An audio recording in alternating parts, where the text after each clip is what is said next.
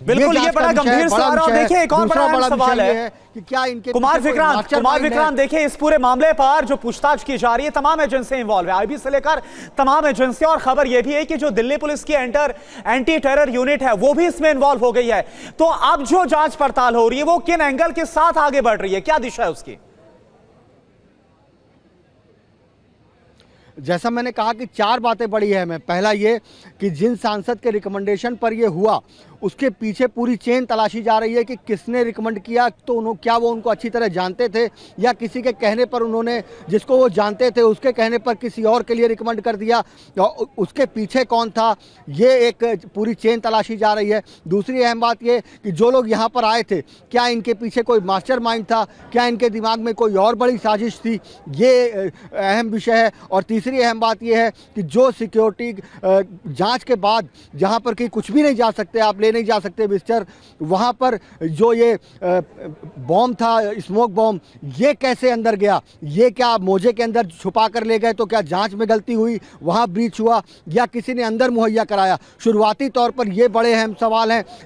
दुनिया के सबसे बड़े लोकतंत्र में ये सुरक्षा चूक हुई है जिसकी हमारे हिंदुस्तान की सारी एजेंसियां जड़ तक जाकर, उसके नीचे तक जाकर पूरी जांच पड़ताल कर रही हैं। मामले की इन्वेस्टिगेशन तो कुमार विक्रांत की जा रही है, लेकिन सदन में मौजूद सांसद फिलहाल क्या बता रहे हैं एक बार सुनना और समझना बहुत जरूरी है, क्योंकि काकोली घोष ने ही सबसे पहले टीवी9 भारतवर्ष से बातचीत करते हुए बताया था कि किस तरीके से एक स्मोक क्रैकर के बाद चेहरे पर अचानक जलन होने लग गई, अंदर और बाहर जिस तरीके से ये घटना आई उसकी तस्वीरें भी हमने दिखाई। इस बीच कार्ति चिदम्बरम क्या कह रहे हैं पूरे मामले को देखते हुए, सुनते हैं। हमारे साथ हैं हनुमान बेनीवाल, जिन्होंने उस व्यक्ति को पकड़ा था जब वो कूदा था नीचे पार्लियामेंट में। क्या है पूरा वाकया, चूंकि ये खुद उसमें इन्वॉल्व रहे, इनसे ही बातचीत कर लेते हैं। बेनीवाल साहब, क्या हुआ, पूरी घटना बताइए। देखिए, शून्यकाल था और राजेंद्र अग्रवाल चेयर पे थे, लोकसभा अध्यक्ष उस समय अपने चैम्बर में थे, और जब शून्यकाल में अगला नंबर मेरा बोलने का था और इसीलिए मैं वहाँ बैठा हुआ था कि भाई नेक्स्ट मेरा नंबर था, और हमने देखा कि हड़कंप मच गया। सब लोग पीछे की ओर देख रहे हैं, गैलरी की ओर देख रहे हैं, जो विजिटर गैलरी उसकी ओर देख रहे हैं। हमने देखा कि एक व्यक्ति कूद चुका था और दूसरा लटक के कूद रहा था, और वो जो लड़का पहला कूदा, चूँकि सांसदों की संख्या उस बीच वाली जो हमारी रो उसमें कम थी, तो कूदता हुआ आगे की ओर बढ़ रहा था, और दूसरे वाला उसके पीछे पीछे और बढ़ रहा था। कुछ सांसद उसकी ओर भागे। एक जो आगे चल रहा था, जो लोकसभा अध्यक्ष की चेयर को टारगेट करके उधर की ओर जा रहा, उसको मैंने रोक लिया उसको वहाँ पे। उसके बाद और सांसद भी आगे, जब रोका और उसके साथ उसको जब वहाँ रोक के उसको दबोच लिया, उसके बाद जब उठा रहे थे उसको, तब उसने अपने जूते से निकाल के वो गैस उसने छोड़ी, और दूसरा वाला जब पकड़ के दबोचे गए तो उसने भी गैस छोड़ी, जिससे एक बार लोकसभा के अंदर हड़कंप मच गया। और चूँकि नई लोकसभा बनने के बाद जिस तरह इस नई लोकसभा का बखान किया गया था कि ये होगा, वो होगा, फलां होगा, ये होगा, और किस आज बरसी भी है कि हमारे पार्लियामेंट में 2001 पे जो अटैक हुआ था, हमारे लोगों ने शहादत दी। 13 दिसंबर का दिन, आज इसी दिन को चुन के उन लोगों ने पार्लियामेंट के अंदर कूद के सीधा ये संदेश दे दिया कि अभी भी आप लोग सुरक्षित हैं, हम जब चाहे जो कर सकते हैं। और वो suddenly two people from the visitors galley jumped into the house. They had canisters in their hand. These canisters were emitting yellow smoke. One was attempting to run towards the speaker's chair. He was overpowered by members, and I do not know, they were shouting some slogans which I couldn't make about.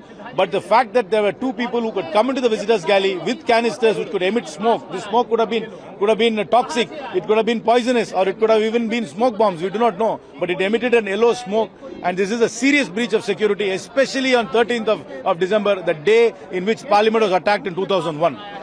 Okay. Yeah, some people jumped out from the gallery and some kind of gas they're spreading inside. In Lok Sabha? Inside Lok Sabha. क्या हुआ madam? क्या हुआ? Jumped out. Gas छीट रहा है। कितने लोग थे? जब करके आ रही है बहुत सारे लोग हैं। बहुत सारे लोग। Of course I have seen. How many people were there, ma'am? From the gallery. How many persons? And they are trying to run and beat, and some kind of gas is being thrown on the inside the house. किस तरह की कर रहे थे? वही लोग। कुछ नारा वगैरह भी लगा रहे थे? हम लोग को भाग नहीं दे। और देखिए हमारे संवाददाता हमारे साथ इस खबर पे जुड़े हुए हमारे जितेंद्र का रुख कर लेते हैं। जितेंद्र, देखिए अगर आप मौजूद हैं तो आप अगर बता सके कि आखिरकार क्या कुछ और इन्वेस्टिगेशन में निकला है, क्योंकि आप वहां मौजूद हैं जहां पर इनसे पूछताछ की जा रही है, क्या कुछ और जानकारी निकल पाई है वहां से?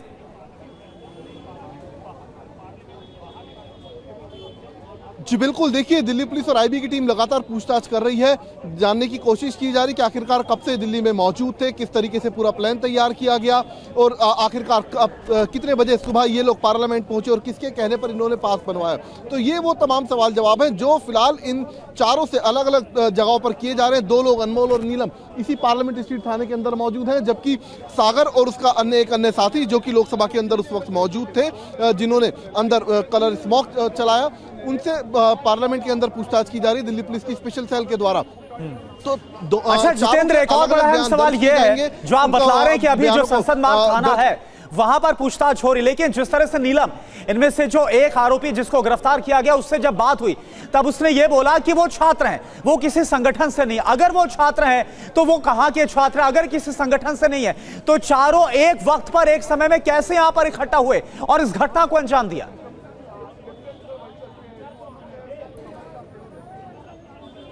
जी बिल्कुल, देखिए दिल्ली पुलिस फिलहाल अभी चारों से पूछताछ कर रही है, हालांकि चारों के बारे में कोई अहम खुलासे नहीं किए गए। मैं चाहूंगा कैमरामैन तस्वीरें आपको दिखाई। देखिए लगातार जो अलग अलग जांच एजेंसियों से जुड़े अधिकारी हैं वो लगातार पार्लियामेंट स्ट्रीट थाने के ऊपर पहुंच रहे हैं। अलग अलग एजेंसियां इन सभी आरोपियों से अलग अलग बैठाकर पूछताछ करेगी और उसके बाद इन सभी के बयानों को आपस में उनका मिलान किया जाएगा और तब जांच को आगे बढ़ाया जाएगा।